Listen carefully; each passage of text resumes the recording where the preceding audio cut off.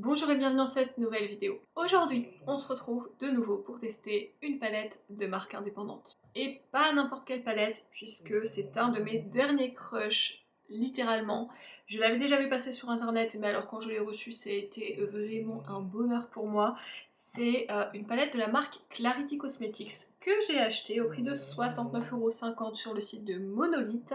Elle est actuellement en rupture, mais sachez qu'elle revient très régulièrement. Je ne vais pas vous faire languir et vous la présenter tout de suite, c'est la Apocalypse palette. Si vous suivez mes vlogs, vous l'avez vu passer dans mes récents achats et vous savez à quel point j'ai craqué dessus, notamment pour son packaging qui, pour moi, étant fan d'Halloween et de films d'horreur, clairement, c'est que du bonheur. Hein. Je vous montre aussi l'arrière parce qu'il est beaucoup trop cool. Et je vais vous montrer tout de suite l'intérieur. Comme d'habitude, elle se présente toute comme les Clarity avec un miroir et je vais vous montrer ça tout doucement parce que je l'ai malheureusement reçu abîmé. Je l'ai réparé mais du coup je fais très attention.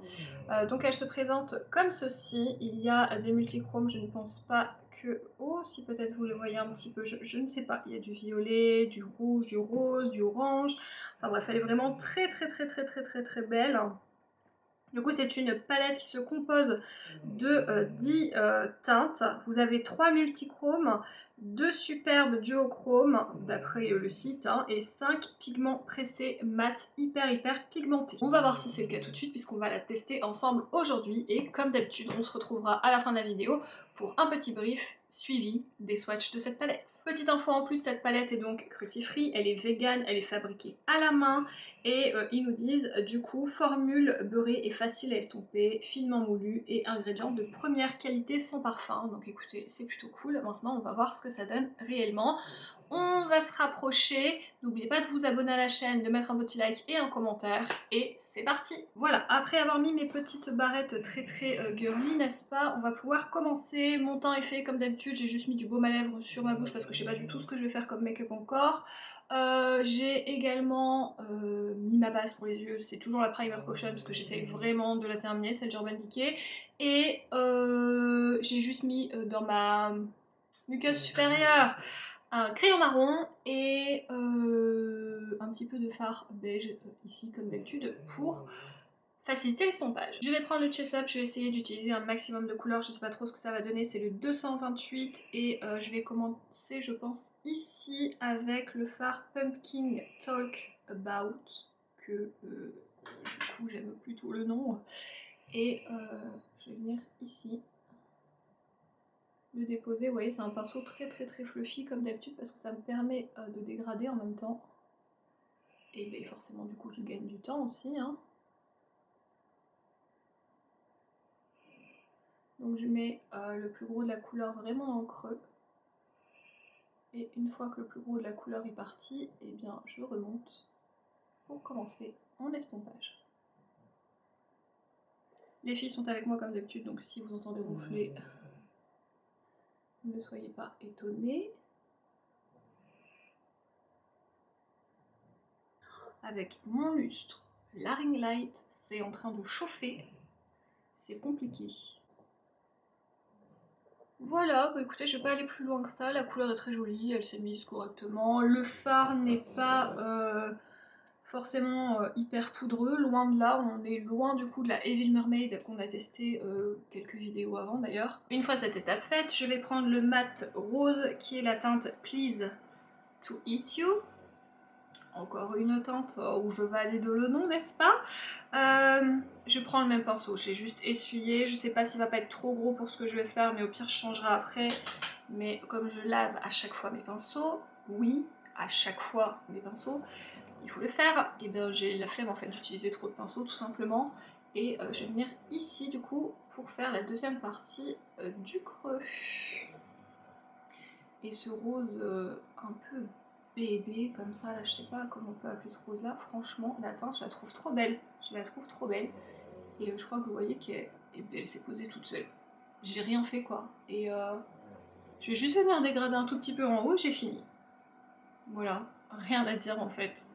Je pense que je vais terminer tout de suite avec les mats, au moins on sera tranquille, on pourra jouer un petit peu après. Et je vais faire tout de suite mon ras de cils. Pour mon ras de cils, j'avoue que j'hésite. Je pense que je vais commencer par la teinte Somebody is Carried et je vais vraiment venir au Rarararara. Ce sera ma teinte la plus foncée, qui est un genre de gris un petit peu. J'avais même pas remarqué que j'avais laissé en fait mon ventilo que j'allume entre chaque... quand je fais mon autre œil en fait, parce que vraiment je n'en peux plus, j'ai très chaud.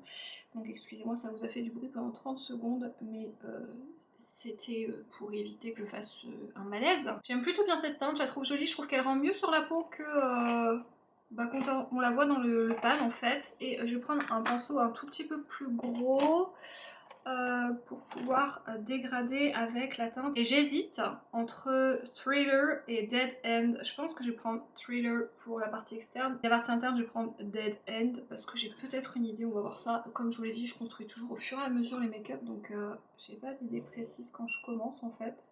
C'est très très très très rare.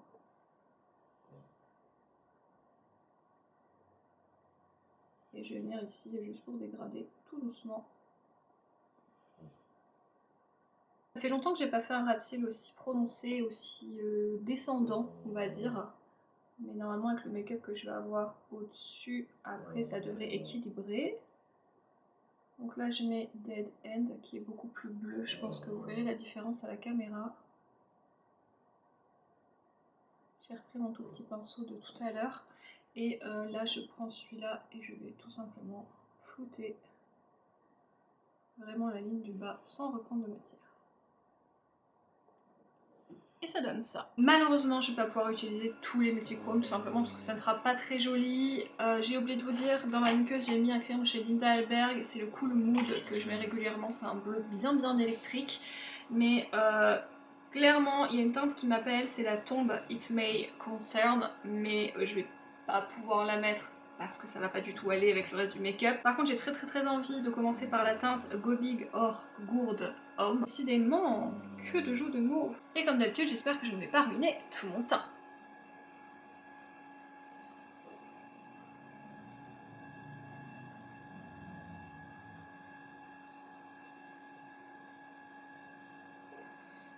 J'ai déjà vu que j'avais une petite miette de fard qui tombait là. Il faudrait peut-être que je prenne ça au doigt, je sais pas trop, j'avoue. Ça m'a l'air d'être une teinte qui est très friable quand même. Le problème du doigt, c'est que quand on veut être précis, notamment pour ici, là, ben, c'est compliqué quoi.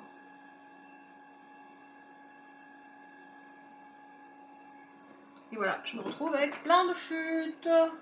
Ça a l'air de partir assez facilement. Je pense que si je faisais un smoky, j'y serais allée direct au doigt. Ça aurait été beaucoup plus simple, ça aurait peut-être évité des chutes. Je vais essayer de le faire au doigt, mais du coup, comme je vous l'ai dit, on va être moins précis. Et ça, c'est chiant. Mais effectivement, ça a l'air de mieux marcher. Maintenant, dès que je touche mes cils, eh ben, j'en mets plein mon teint. Oh, je suis désolée, j'ai encore oublié d'éteindre mon ventilo. Franchement, je suis une très mauvaise youtubeuse, n'est-ce pas? Ça, vous me pardonnerez qu'on parle de cette teinte incroyable. Vous savez quoi? On va tout de suite mettre la deuxième teinte ici. Je ferai mon deuxième œil à la fin, hors caméra. C'est tellement des jeux de mots que j'arrive même pas à les prononcer. Généralement, on dit I choose you. Non, là, c'est I choose you. Genre, je t'ai mâchouillé, quoi, tu vois. C'est pas la même chose, hein, c'est pas la même prononciation. Ah bah je croyais qu'on serait rose, et vous voyez finalement on est violet. Donc pas du tout rose. Bah écoutez, j'espère que ça va faire beau, hein. Je pense quand même. Alors on est sur une texture qui a l'air de mieux se tenir, notamment au pinceau, ça a l'air d'être plus agréable, moins friable. Avec ce qui reste, je vais venir ici pour dégrader les deux teintes. Et c'est joli, c'est très joli. Très joli aussi. Alors moi je le vois violet, je peux voir également un petit peu orange bronze comme ça. Je sais pas vous comment vous allez le voir. Et je vais tout de suite faire mon coin interne, au moins ça sera fait. Et là j'hésite entre la Just Creeping It Real ou Double Tap. Comme d'habitude je ne sais pas ce que ça va rendre sur l'œil. Je pense que je vais tenter la Just Creeping It Real. Et je vais la mettre mais vraiment juste ici où j'ai mis le bleu en fait. C'est joli! très joli comme couleur. Du coup j'ai envie de le mettre partout sur mon ras de cils, mais non, on va rester lumineux vraiment au coin interne. Voilà, je vais faire le deuxième, je vais faire mon liner, mon rouge à lèvres, tout ça hors caméra, et après on revient ensemble pour faire un petit débrief, le close-up et puis les swatchs. Et voilà, le make-up est donc terminé, dites-moi ce que vous en pensez. Moi je trouve que l'harmonie est plutôt sympa, ça faisait longtemps que j'avais pas fait un ras de cils, comme je vous l'ai dit, aussi prononcé, mais finalement une fois que le make-up total est terminé, je trouve que c'est plutôt pas mal. Les fards, j'ai rien à dire, il n'y a que la teinte un peu orange multichrome, le Go Big or Gold Home, qui est un petit peu plus friable que les autres, mais rien de dramatique. On est très loin de la Evil Mermaid, hein, clairement, rien à voir.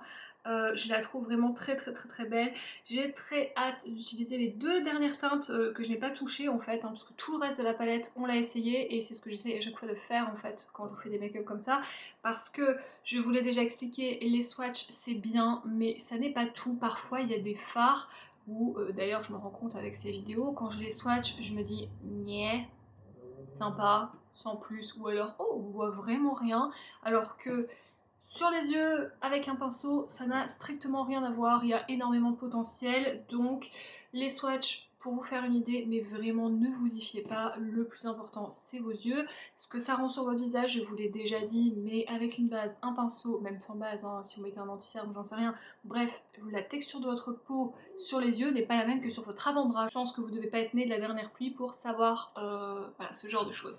Moi clairement je la valide, j'ai adoré déjà l'harmonie comme ça, j'ai adoré aussi le packaging, le thème, les noms et tout, c'était vraiment mon truc, mais une fois sur les yeux, bah, je peux vous dire que là clairement, je l'adore.